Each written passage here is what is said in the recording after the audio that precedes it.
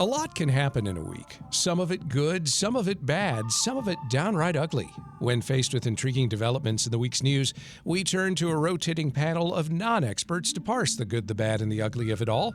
On today's panel, Vivian Ho, health economist at Rice University and Baylor College of Medicine, and Natalie Arsenault, president of Arsenault International Consulting. Vivian, Natalie, welcome to Houston Matters. Howdy. Thanks, Craig. Panel, it's nice to know that even after a hurricane and extended power outages, some things can get back to normal, like the Houston Astros being booed at the Major League Baseball All-Star Game. Yes, ever since the electronic sign stealing scandal, the Stros have faced a torrent of boo birds at baseball's Midsummer Classic that includes inexplicably Astros mascot Orbit, who's been ready for it. When introduced last year in Seattle, Orbit pulled out a box of Kleenex. And as the Houston Chronicle's Matt Young reported on Tuesday, the Stros mascot responded to boos from fans in attendance at rival Texas Rangers Globe Life Field by reaching into its oversized Astros hat and pulling out an Uno reverse card. This prompted the Athletic senior writer Tyler Kepner to call Orbit, quote, the best mascot in the American League. Any sympathy for Houston out there over Beryl appears not to have extended to baseball fans at this year's All-Star Game, who even booed Astros mascot Orbit. Is this good, bad, or ugly? Natalie Arsenault, start us off. It's ugly. Orbit didn't do anything wrong. It's just Orbit is our friendly little mascot who's supposed to just represent the team and make the crowd, you know, be happy and get engagement up. And I'm like, why are you booing Orbit? That's so, and he's so cute. Or it's so cute. I guess I shouldn't assume that Orbit is a he. It's so cute. So I think it's ugly. And can we get a little bit of sympathy in general? I'm like, people, we just came through a hurricane. I feel like we should get at least a month of sympathy from the rest of the world. So to me, it feels a little too soon to be back to booing. And then finally, y'all, this happened in 2017. And like every baseball team does the exact same thing. We just happen to have gotten caught. This is my whole contention with the whole thing. I'm like, that's why even like in all sports, coaches are covering their mouths because people are reading lips. Like that's the whole thing. So like, get over it already. Okay. All right. Good, bad, or ugly, Vivian Ho.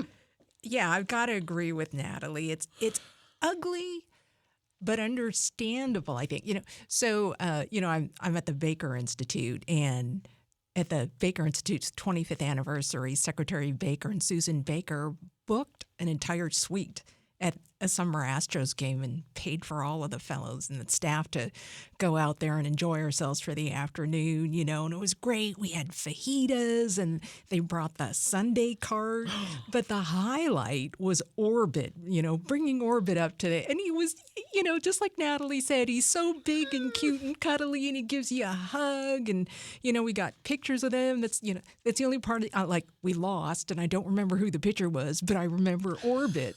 So, the fact that he does this and then he pulls the reverse, card, that was just awesome. And that the Dallas sports writer said best mascot ever. So, yeah. And I mean, the game was in Dallas. So I can understand them. I hope that they were not booing with the true sentiment that this was kind of a little bit of a joke. And so I'll let them have, we'll see. Like I think Matt Young said that the next game is going to be in Atlanta. So we'll see if we get boos it next summer. Yeah.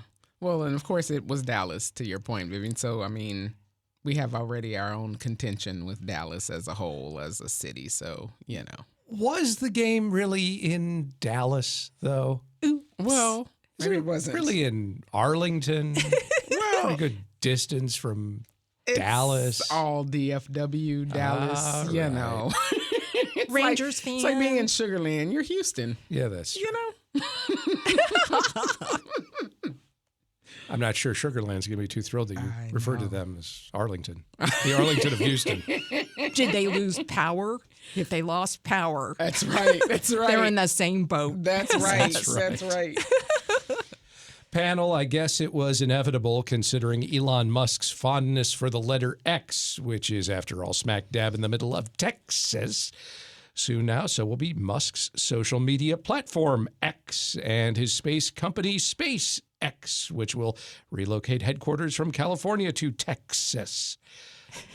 All right, I'll stop doing that now. Musk made that announcement Tuesday. He said he made the call after California Governor Gavin Newsom signed a bill into law Monday that prohibits requiring teachers to notify families when they learn about students' gender identity changes. As the Texas Tribune's Assad Young reported Tuesday, Musk said on X, the platform formerly known as Twitter, that it was, quote, the final straw and an attack on both families and companies. Musk himself already personally moved his residence to Texas. SpaceX already has a launch facility here near Brownsville, and Musk's electric car company, Tesla, has been headquartered here since 2021. I'm kind of surprised he hasn't renamed it Texla. You know, more X's. Soon all of Elon Musk's X's will live in Texas. Is this good, bad, or ugly, Vivian? Wow. I think this one is to be seen. I don't know yet. Okay, clearly Elon Musk has become unhinged. There's all sorts of stories in addition to, sort of what you referred to. He seems to be a CEO that is taking psychedelics. He is saying he's using Twitter as a platform to say all sorts of things that I disagree with. He has made multiple supportive anti-Semitic comments on other people's posts. He I'm very frightened about what he could do in terms of influencing the outcome of the Ukraine war. He runs a work site that has been accused of racial discrimination, sexual discrimination, and everything else. So, he is not, I'm not a fan of him as a person. I will say, and also this particular law. I mean, why was that the straw that broke the camel's back? And I'm confused about the law in the first place. It's something you're not allowed to. You're banning teachers being required to inform parents about how their child is behaving in school. So first of all, why is a legislature even writing laws about this in the first place? And I don't know. I kind of think if you're requiring the teacher to do anything sounds like something that Mike Miles would do. It's like, why is this going on in California? And the fact that you need the teacher to call you is, it's like, what kind of relationship do you have with your child? Anyways, but moving on, back to Elon Musk. As unpleasant as he is, he runs these extraordinary companies with amazing technology. And if he is going to bring these people to Texas who work for him, who can launch rockets into the air and build satellites that change the course of the future, I want those people coming to Texas. So that's why I'm saying to be seen. Whether they're willing to leave, Hawthorne and come to Austin, I don't know how many of them actually are going to choose to move or go elsewhere. But if a lot of them come here, it could be good for us in the long run. To explain as best I can this law that was signed on Monday, again, it prohibits requiring teachers to notify families when they learn about students' gender identity changes. And I think essentially that's a way to answer if some local school boards had sought to put that requirement in place. Mm-hmm. The state coming along and saying, no, you can't force that to happen. Yeah, and I think from what I understand, because initially I was like, why wouldn't a parent know that their child wanted to be a different gender? But it wasn't about necessarily just the parents. It's really anyone. The school district can't disclose, and people who work for the school district can't disclose a child's gender identity without the permission of the child. So, like here in Texas with the bathroom laws and all the other crazy stuff we have going on, right? The idea is that, your neighbors shouldn't know, they can't tell you some other kid's parents, hey, did you know Susie's now John? And, get them all riled up for whatever reason. That's what they were banning. Yeah, which I can see that being an issue that should be looked at in Texas. In California, I think in orders of magnitude of the things that a legislature needs to address, I don't think that's the most that given the way most of California is, I don't see how that's a priority for a legislature and why it would be the thing that got Elon Musk so upset. He was just looking for an excuse to leave. All right. Good, bad, or ugly, Natalie. I agree with Vivian, although I will stamp it as bad wholeheartedly, with some of the same disclaimers that Vivian had about, having some of the brightest people here, and the fact that it will help create jobs, it will drive the economy, it will create new technology here, and Texas will be the epicenter of that, which, as we move to better horizons, greater horizons in the technology space, we now become the Silicon Valley, for lack of a better word or phrase, for Texas. That being said, I am so appalled by this whole thing. I'm so appalled. I don't understand, even in Texas, let alone California, why we are so hyper-focused on something that really doesn't affect you. Like, I really don't understand how if a 7-year-old and their parents are fine with it, like deciding that they want to show up as a different gender, why the whole community needs to be made aware and there needs to be a billboard or something. But I don't understand what our fascination is with this. And Elon, to Vivian's point, is a little unhinged. I also think he is a product of, I don't know if he runs his companies well, right? I think he's probably a product of, one, if you build it and it's great, people will come, right? And that kind of concept. So I don't know if I want Elon here in Texas. I mean, he might be able to go somewhere else and we just take the smart people and the smart people and build the things. Because I am concerned about like what his money is going to be able to do in Texas politics where, we don't have limits on what people can give to candidates and things like that. And then we now have, instead of answering to just 5 billionaires, we're now only answering to one. Well, he is already here. I mean, that's true. There's a lot of Tesla in Austin. There is. And really, what's one more unhinged Texan? Don't we have a capacity limit? I feel like we have a capacity limit. We need to check with the fire marshal on that. Yes. Finally, panel, every presidential election year, there are a variety of noteworthy alternative candidates and write-in votes. In 2020, for instance, votes were cast for Mickey Mouse and Donald Duck, Derek Jeter, Tom Hanks, and even the Flying Spaghetti Monster. Here in 2024, a Texas man is hoping to garner some write-in votes come November, and he may have an inside track. He has legally changed his name to, quote, literally anybody else. Mr. Else is 35 years old, so eligible to serve as president. He teaches middle school math in North Texas. He doesn't like either of the major party candidates, and he tells ABC 13 he thinks Americans deserve better than our current partisan politics, so he sees his run as a, quote, message that can hopefully have a meaningful impact.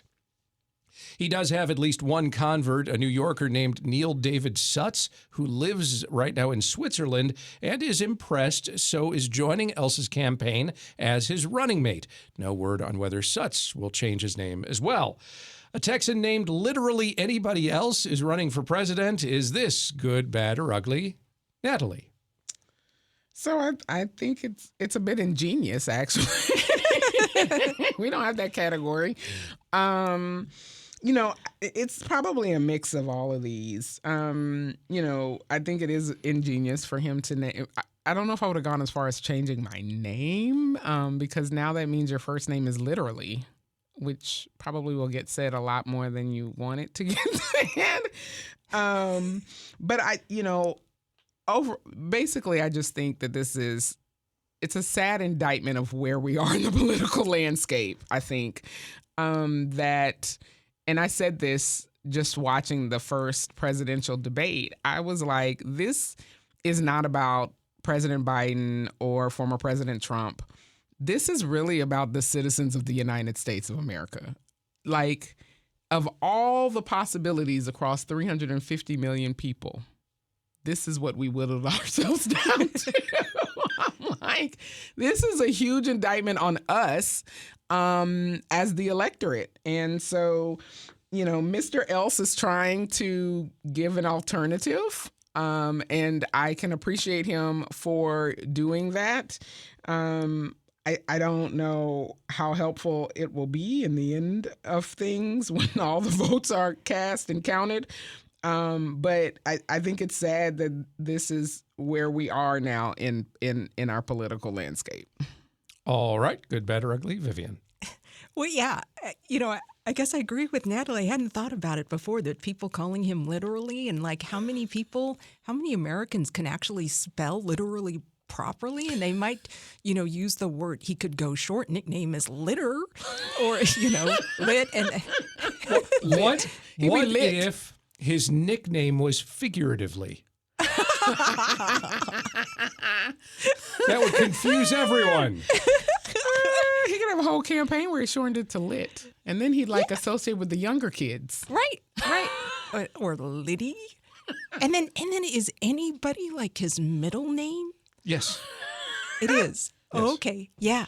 I mean, to go through that trouble, I was, this is my second marriage, so getting, divorced the first time and then having to go through the legal process of changing your name and everything, it was awful. So when I got married again, I'm glad my husband said it doesn't matter, because I am not changing my name again. So I mean, yeah, in a way it's good, because it is, this signifies just how unsatisfied pretty much the entire country is with our choices for this election, and it brings light to that. It is also bad because regardless of where you stand with this, I personally believe the next presidential election is highly consequential. And to the extent that this catches on, I hope it doesn't, because it's not going to matter in Texas. We know which way Texas is going to go. But if it catches on around the country, this could change the outcomes in other states and where the electoral votes go. So it is also dangerous. So, I mean, it is funny. I don't know. I don't think it's going to catch on. Well, I don't even know if it has to catch on, because I think a lot of people go in and write on their write-in section anybody else, which I wonder if they just write anybody else, but they don't put the literally. How does that count? I'm not sure it would. But Craig, you mentioned Mickey Mouse. They can put Mickey Mouse and Derek Jeter. Yeah. It doesn't mean necessarily that those votes ultimately are these may be, if they spell it wrong. Yeah. There are all kinds of complications that can ensue. Yeah, I'm wondering what happens if someone just puts anybody else versus literally anybody else. I think he should have just gone with anybody else. Yeah. And left the literally part out. Ah. Yeah. You have another. Yeah. Well, this is the your marketing mind at professional. work. Yes. Yes. Aha. Clearly, he did not seek out the consultation of one Natalie Arsenault. He did not. Vivian Ho is a health economist at Rice University and Baylor College of Medicine, and Natalie Arsenault is president of Arsenault International Consulting. Vivian, Natalie, thank you very much. Thanks. Thank you, Craig.